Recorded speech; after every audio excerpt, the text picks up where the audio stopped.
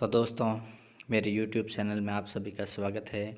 आज मैं एक नई स्टोरी लेकर आया हूँ, गलती किसकी। अनीता कॉलेज छोड़ चुकी थी और एक दिन वो किसी मॉल में कुछ सामान खरीदने के लिए गई। तभी वहाँ उसे एक कॉलेज का पुराना दोस्त दिनेश मिल गया। तो दिनेश अनीता से कहा, ओहो हेलो अनीता, तुम कैसी हो? कॉलेज छोड़ने के बाद हम सभी दोस्तों को भूल गई हो? तभी अनीता ने थोड़ा शर्माते हुए कहा कि नहीं दिनेश, दरअसल मैं किसी को नहीं भूली, बस बात ये है कि मुझे टाइम ही नहीं मिलता। तभी दिनेश ने अनीता को ऊपर से लेकर नीचे तक उसे घूर कर देखने लगा और अनीता को देखकर वो अपने मन में ये सोच रहा था कि वाह कितनी सुंदर है अनीता, इसका तो नंबर लेना ही पड़ेगा। वैसे अनीता शुरू से ही बहुत ही भोली लड़की थी और ये बात दिनेश जानता था और दिनेश कॉलेज टाइम से ही बहुत ही फ्रॉड लड़का था, लेकिन ये बात अनीता को बिल्कुल नहीं मालूम थी। तभी दिनेश ने अनीता से कहा कि अनीता चलो एक कप कॉफ़ी पीते हैं।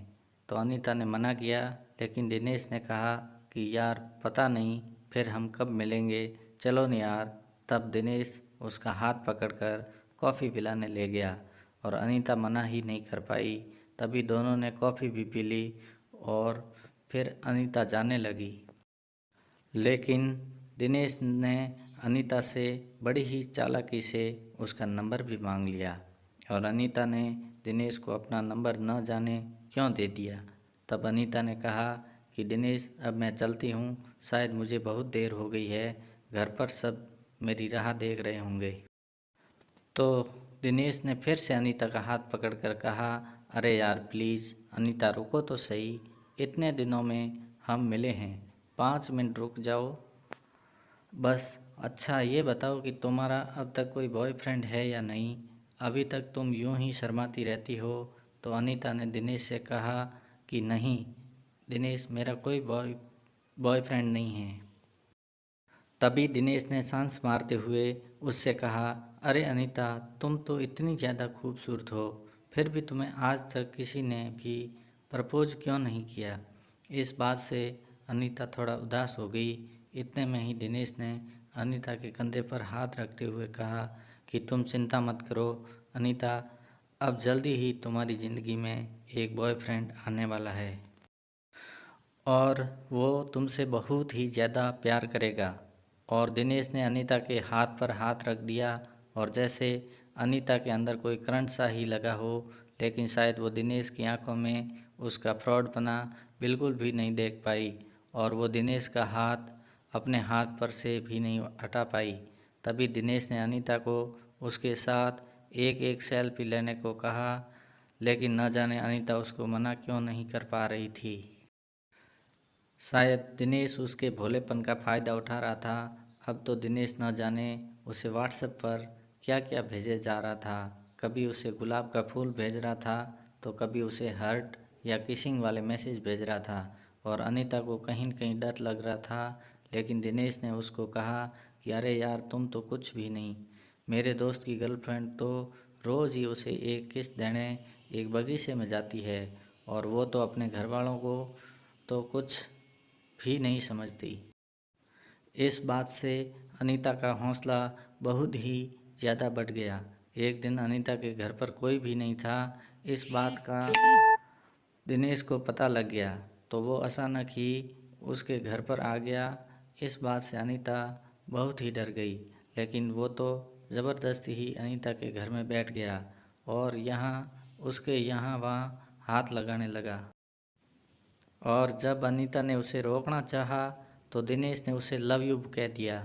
जब अनीता उसे रोक ही नहीं पा रही थी, क्योंकि उसे पहली बार किसी ने लव यू कहा था, मगर उसे दिनेश के अंदर का दरिंदा बिल्कुल भी नज़र नहीं आ रहा था। अब दिनेश को अनीता ने जाने का कहा, लेकिन दिनेश बदले में उससे एक किस मांगने लगा और उसने उसकी न जाने कितनी किस ले ली और किस लेते समय उसने उस साथ एक सेल्फी भी ले ली। फिर वो वहाँ से चला गया।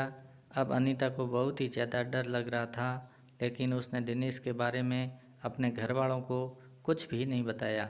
अब दिनेश पूरे दिन ही अनीता से फ़ोन पर बात करता रहता था। एक बार दिनेश ने अनीता को एक होटल में आने को कहा और तो और उसने अपने घर वालों को भी कुछ भी नहीं बताया और वो दिनेश के पास उस होटल में पहुंच गई। और जैसे ही अनीता वहां गई तो दिनेश ने उसे एक कोल्ड ड्रिंक में नशे की दवा मिलाकर पिला दी और अब धीरे धीरे उसे नशा होने लगा। तभी अचानक अनीता के सामने दिनेश का एक दोस्त भी आ गया और वो दोनों ही अनीता को देखकर मुस्कुरा रहे थे।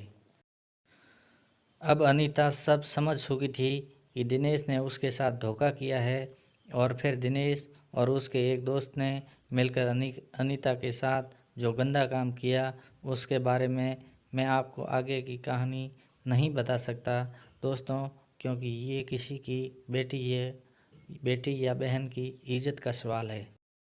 लेकिन ये कहानी मैंने आपको इसलिए सुनाई है क्योंकि अनीता जैसी ही मेरी बहनें बार बार ऐसी ही गलती क्यों करती है। मैं उन्हें सच्चा प्यार करने से नहीं रोक रहा, मैं तो बस उनको उन दरिंदों के जाल में फंसने से रोकना चाहता हूँ जिन्होंने न जाने कितनी ही बार अनीता जैसी लड़कियों को अपना शिकार बनाकर उनका जीवन बिल्कुल ही बर्बाद कर दिया है। इसलिए मेरी प्यारी बहनों, प्यार करो मगर सच्चा। और हाँ, अगर कोई लड़का आपको शादी से पहले होटल में या किसी अनजान जगह मिलने को कहे तो समझ जाना कि आपकी इज्जत और आपका जीवन बहुत ही ज़्यादा खतरे में हो सकता है।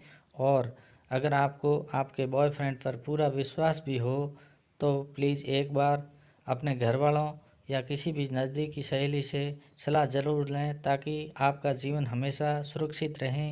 धन्यवाद। आपको ये कहानी कैसी लगी नीचे कमेंट करके हमें ज़रूर बताइएगा। अगर आपको ये कहानी पसंद आई हो तो अपने दोस्तों के साथ ज़रूर शेयर करें और ऐसी ही प्यारी कहानियाँ सुनने के लिए हमारे यूट्यूब चैनल से जुड़े रहें और मेरे चैनल को सब्सक्राइब ज़रूर करें। बहुत बहुत धन्यवाद दिल से।